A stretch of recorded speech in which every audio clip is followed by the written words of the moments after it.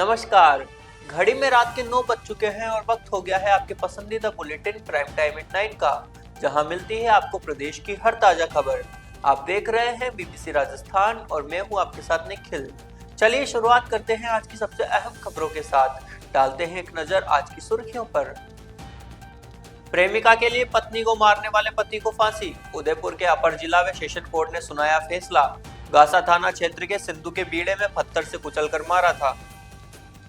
हत्या के मामले में दामाद और उसका दोस्त हुआ गिरफ्तार। सालुंबर में बुजुर्ग महिला व मासूम बच्चे की हत्या का मामला। पत्नी को ससुराल नहीं भेजने से नाराज था दामाद, कर दी हत्या। प्रेमिका की गाड़ी के पीछे भागते हुए बेहोश हुआ युवक। रतलाम कलेक्ट्रेट में सामने आया भावुक माहौल। घर से भागे थे दोनों, लड़की को उज्जैन आश्रय स्थल भेजा गया। उदयपुर में 2.5 घंटे तक लिफ्ट में फंसी रही महिला। आरटीओ कार्यालय के सामने अमर विलास अपार्टमेंट का मामला। ड्रिल से दीवार में छेद कर निकाला गया महिला को। भीम कॉलेज मर्ज विवाद में छात्रों के साथ प्रदर्शन तेज। कांग्रेस के पूर्व विधायक सुदर्शन सिंह सड़क पर। उदयपुर के निजी स्कूल से निलंबित शिक्षकों ने किया हंगामा। भाजपा पदाधिकारी के साथ स्कूल के बाहर ही बैठे धरने पर। धौलपुर के सेपऊ में प्रधान ने शुरू किया सफाई अभियान। समस्या समाधान के लिए प्रधान आपके द्वारा कार्यक्रम भी शुरू। वन नेशन वन इलेक्शन के लिए चलाया हस्ताक्षर अभियान। उदयपुर के एमएलएसयू गेट पर एकजुट हुए छात्र और नेता। धौलपुर के सेपऊ नगर पालिका में सफाई व्यवस्था बेहाल। हर जगह गंदगी के अंबार, लोग हो रहे परेशान। तो ये थी आज की बड़ी सुर्खियां। बढ़ते हैं खबरों की पूरी रिपोर्ट की ओर विस्तार से। प्रेमिका के साथ रहने के लिए पत्नी की पत्थर से कुचलकर हत्या करने वाले पति को कोर्ट ने फांसी की सजा सुनाई है। फांसी का यह आदेश उदयपुर जिले के मावली अपर जिला एवं सेशन न्यायालय के पीठासीन अधिकारी एडीजे राहुल चौधरी ने दिया है।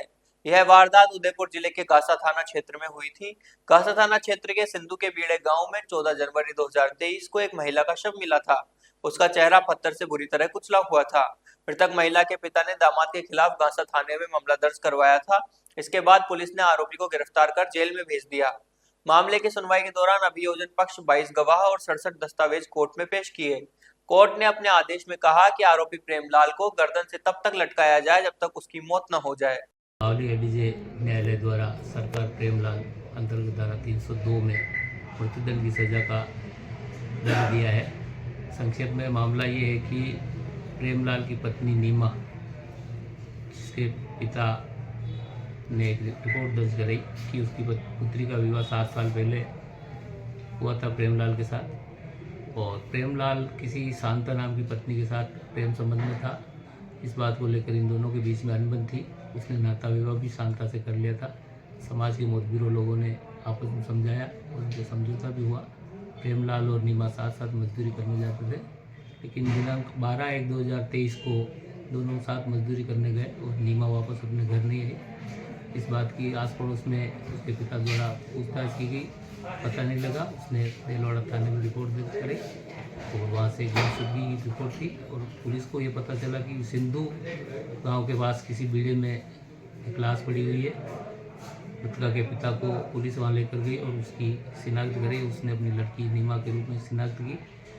अभियोजन की ओर से इस मामले में 22 गवाह पेश हुए और 67 दस्तावेज प्रदर्शित कराए। न्यायालय ने इसे विरल से विरलतम मामला माना है और प्रेमलाल द्वारा विवाहितर संबंधों को बनाए रखने में नाकाम माना है, जबकि नीमा अपने विवाहितर संबंधों को बनाए रखने के लिए प्रयासरत थी, लेकिन प्रेमलाल पूर्व नियोजित तरीके से तैयार था कि नीमा को रास्ते से हटाकर मैं शांता से विवाह करूँगा। सेमारी थाना क्षेत्र में वृद्धा और मासूम बच्चे की हत्या के मामले का आखिरकार खुलासा हो गया है। पुलिस ने वृद्धा के दामाद गंगाराम और उसके दोस्त बबलू मीणा को गिरफ्तार किया है। पूछताछ में सामने आया कि मुख्य आरोपी गंगाराम मीणा मृतका गौरी मीणा का सगा जमाई है। उसकी पत्नी बीते 1 माह से मायके में थी और सास द्वारा उसे ससुराल नहीं भेजने से गंगाराम बेहद नाराज था। इसी आवेश में उसने अपने दोस्त बबलू मीणा के साथ मिलकर ये खौफनाक योजना बनाई। दोनों ने रात को घर में घुसकर बुजुर्ग महिला और मासूम बच्चे की हत्या कर आभूषण लूट लिए। मासूम बच्चा आरोपी की साली का बेटा था। पुलिस ने बताया कि आरोपी ने अपना जुर्म कबूल कर लिया है और आगे की कार्रवाई की जा रही है। लोगों को समझा के उसका पोस्टमार्टम कराया गया और घटना के बारे में फिर जब डिटेल में उसका इन्वेस्टिगेशन किया गया तो ये पाया गया कि महिला का जो जमाई था और उसका एक साथी था, गंगाराम तो उसका जमाई का नाम है, और बबलू मल्लाडा का जो उसका साथी है, इन दोनों ने मिलकर इस वारदात को अंजाम दिया है। और इसका कारण ये था कि इसका जो पत्नी है, इसके 3 बच्चे हैं इस गंगाराम के, और इसकी जो पत्नी जो है गंगाराम, उसका वो कई दिनों से घर वाले उसको घर भेज नहीं रहे थे अपने इसके पास। इस बात से उसको आक्रोश था और उसने इस संबंध में उसको ये था कि इसको जेल भिजवाऊँ मैं किस तरह से इन घर वालों को। तो इसी चक्कर में उसने जो है जेल नहीं भिजवा पाया, तो उसके और आक्रोश का पैदा हुआ। और ये शराब वराब भी बहुत ज़्यादा पीता है, तो इस चक्कर में इसमें रात को जो है ये और बबलू दोनों हथियार लेकर कुल्हाड़ी, बता रहे जैसा ये कुल्हाड़ी और एक रतलाम कलेक्ट्रेट में उस समय भावुक माहौल बन गया जब एक युवक अपनी प्रेमिका को उज्जैन आश्रय स्थल भेजे जाने का विरोध करते हुए गाड़ी के पीछे दौड़ पड़ा और बेहोश होकर गिर गया। परिजन उसे तुरंत एक्टिविटा से अस्पताल लेकर पहुंचे। दरअसल ये मामला रतलाम के 20 वर्षीय युवक और 19 वर्षीय युवती के प्रेम प्रसंग से जुड़ा है। दोनों कुछ दिन पहले घर से भाग गए थे और 2 दिसंबर को स्टाम्प पर साथ रहने का एग्रीमेंट भी बनाया था। इसके बाद 4 दिसंबर को युवती के परिजनों ने उसकी गुमशुदगी दर्ज कराई थी। पुलिस ने बाद में युवती को बरामद कर लिया। थाने में युवती ने अपने माता पिता के साथ रहने से इनकार करते हुए युवक के साथ रहने की इच्छा जताई, लेकिन युवक की उम्र 21 साल से कम होने के कारण पुलिस ने नियमानुसार युवती को वन स्टॉप सेंटर भेजने का निर्णय लिया। उदयपुर के आरटीओ कार्यालय के सामने अमर विलास अपार्टमेंट में बड़ी घटना हो गई। यहाँ 2.5 घंटे तक महिला लिफ्ट में फंसी रही। बाद में दीवार में छेद कर महिला को बाहर निकाला गया। अमर विलास अपार्टमेंट में 6 फ्लोर है व 96 फ्लैट है। 4 लिफ्ट भी लगी हुई है और 7वें फ्लोर पर पेंट हाउस है जो बंद रहता है। 4थे फ्लोर पर रहने वाली महिला भाग्यश्री अपने बेटे के स्कूल का आई कार्ड लेने के लिए लिफ्ट से नीचे जा रही थी। ग्राउंड फ्लोर का बटन दबाया और लिफ्ट नीचे की ओर चली। कुछ नीचे गई और अचानक झटके के साथ ऊपर चल पड़ी।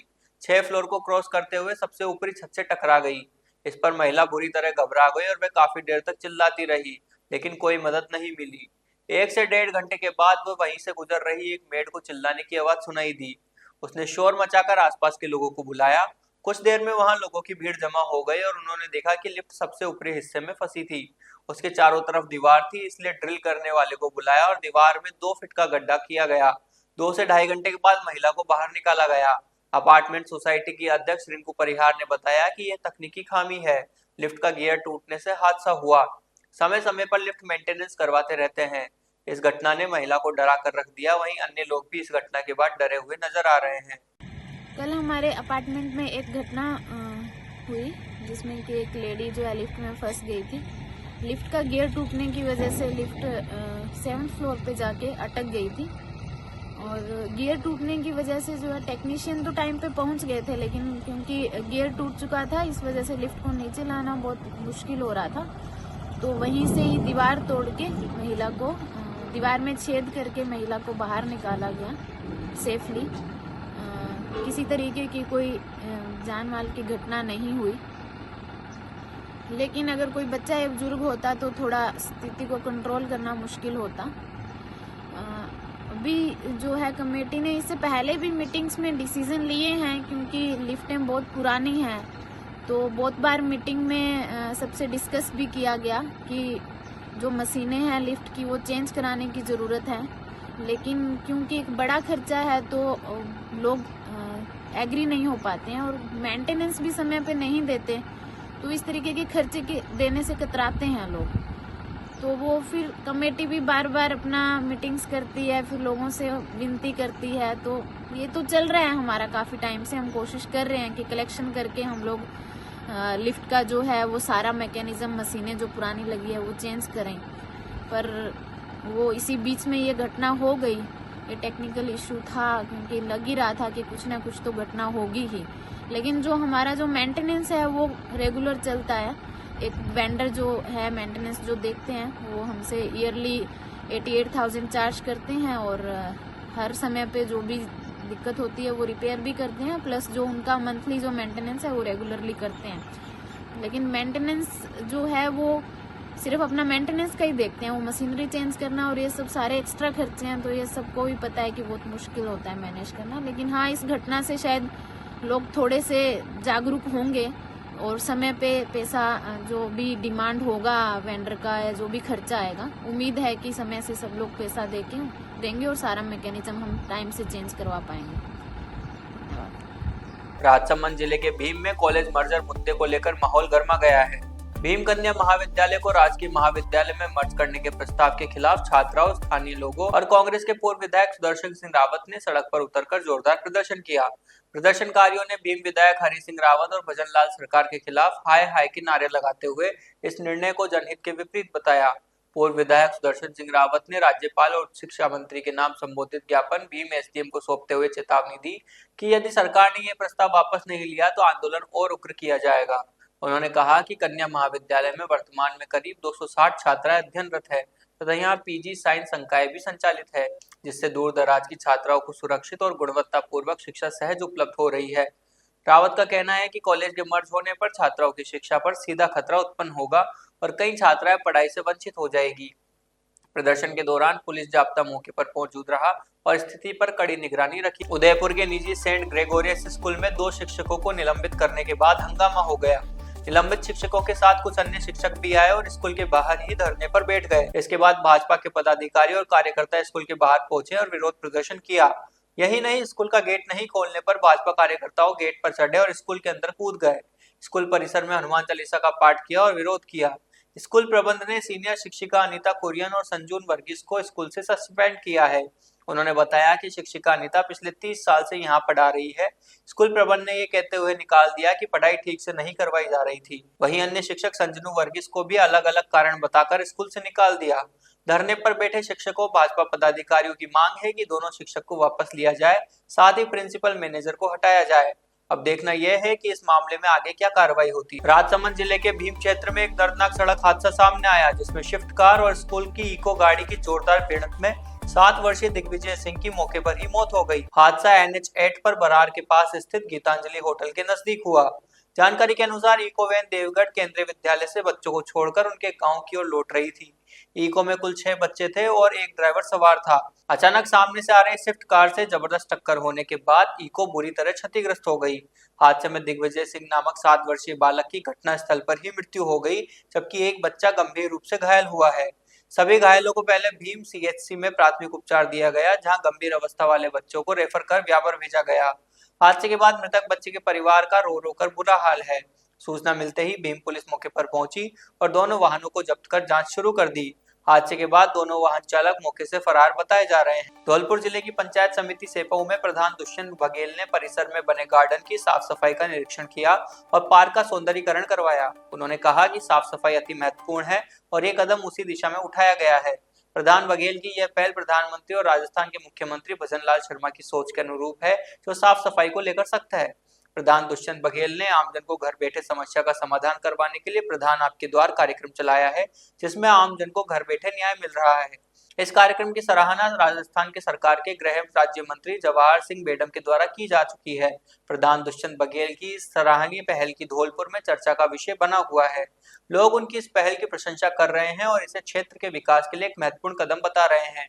प्रधान बघेल की इस पहल से क्षेत्र के लोगों में खुशी की भावना है और वे उनके इस कदम का समर्थन कर रहे हैं। उदयपुर की मोहनलाल सुखाड़िया यूनिवर्सिटी गेट पर वन नेशन वन इलेक्शन के समर्थन में हस्ताक्षर अभियान चलाया गया। इस अभियान में भाजपा पदाधिकारी भी पहुंचे और छात्रों के साथ में हस्ताक्षर किए गए। कई छात्रों ने इस हस्ताक्षर का अभियान का समर्थन किया। इस दौरान भाजपा पदाधिकारियों ने छात्रों से बातचीत करते हुए वन नेशन वन इलेक्शन के बारे में बताया। उन्होंने कहा कि इस योजना से चुनावों की संख्या कम होगी, संसाधनों की बचत होगी और शासन प्रक्रिया अधिक प्रभावी और सुचारू होगी।